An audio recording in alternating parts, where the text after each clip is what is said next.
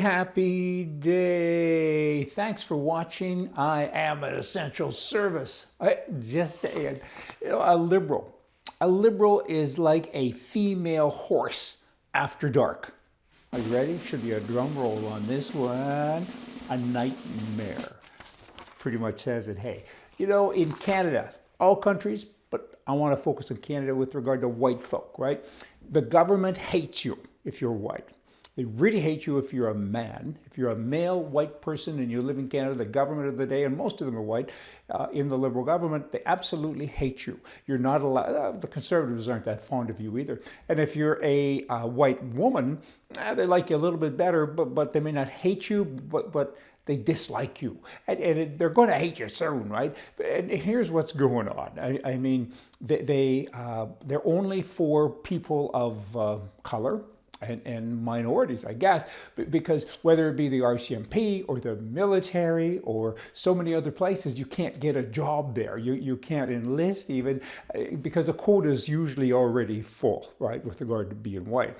And you have to be a minority group. It's not about whether or not you want to serve your country. It's not enough to have the ability or the capability to do a job. You go into the post office today and there's several pictures up there of Canadians and none of them are white. And again, this is the government. What is it with them? I mean, recently with the gun stuff that's going on, the Prime Minister's government came out and said we're going to ban 1,500 different rifles. I mean, who does that? I mean, they're chasing the good guys all of the time, and most of those people are white. And this is another bang. We get to go after the white guy. And then they say in a whisper, oh, by the way, this doesn't apply to Indians. Indians can keep their guns. Okay, why? For hunting, they're talking about AK-15s or 17s or whatever they are. Wow, I mean, AR-15, that's what it is. So they're talking about that. And Indians can keep the AR-15, but white folk can't. Just another case of prejudice. They're racist. It's horrible. And I've spoken to so many people of color, and they're on side with that. They say, how can this be? How do your people, your own color people, your own country, how is it they dislike you so much? And I said, I don't know. Nobody knows. It's something that comes with liberalism, back to that nightmare thing, I guess. But here's what the Prime Minister said just recently. You do not need an AR-15 to take down a deer. You know what? Oh my, oh dear. Because in January, New Year's Day, January 1979, the AR-15 was banned for any use whatsoever, including deer hunting, except target shooting, 1979. So he's now said that the Indians can keep this gun for hunting, but they can't hunt because it's been banned since 1979. So he doesn't have information. His information is all screwed up, right? So what do you do about that? I mean, people are doing petitions and they're contacting people in government, and I don't think that's effective. I really don't, but because you're dealing with a gorilla in the room. They have the power. Effectively, they have a majority government. They'll be around for another 4 years at least because the other little commie parties, the Green Party and the NDP and the Bloc, they're the same. So they'll do whatever they can do to work with the Liberal government to keep them in power. It's kind of like George Washington when you looked out and you saw thousands of soldiers, the enemy, and you looked behind you and you only had hundreds. So do you talk to the enemy? Do you say, would you sign a petition? or do you run away, regroup, get strong, talk to your own people? It's pointless to talk to the enemy because it's already decided. You can talk all you like. They're not going to do anything to help you because you're nothing. They don't like you, particularly if you're white. And so you got to regroup. And how do you do that? Well, firstly, you should talk to people that could maybe help you. You should pull people together, and you should work from the bottom up. You should go see mayors of towns. You need somebody to step up, somebody in power, to step up and say, government, that's bad. You can't do that. And here's what we're going to do instead. And that doesn't happen. You have the Premier of Alberta who says, that's not nice. You have the Premier of Ontario saying, that's not nice. I guess that's okay.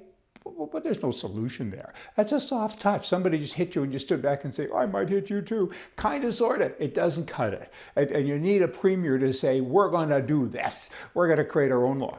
Firstly, it's not about guns anyway. It's about a tool for safety.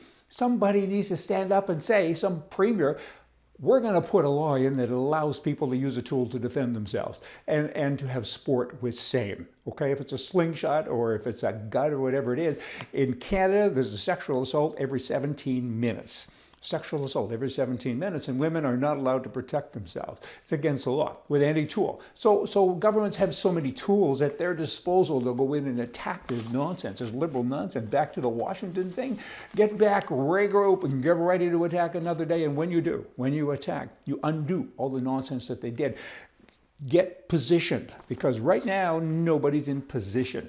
You know, liberals, the liberal mind is an interesting study. Well, firstly, they have no mind, but it's an interesting thing to study anyway, because how does this happen? Swing over to any liberal and use them as an example. Look at this, the Bill Blasio or somebody.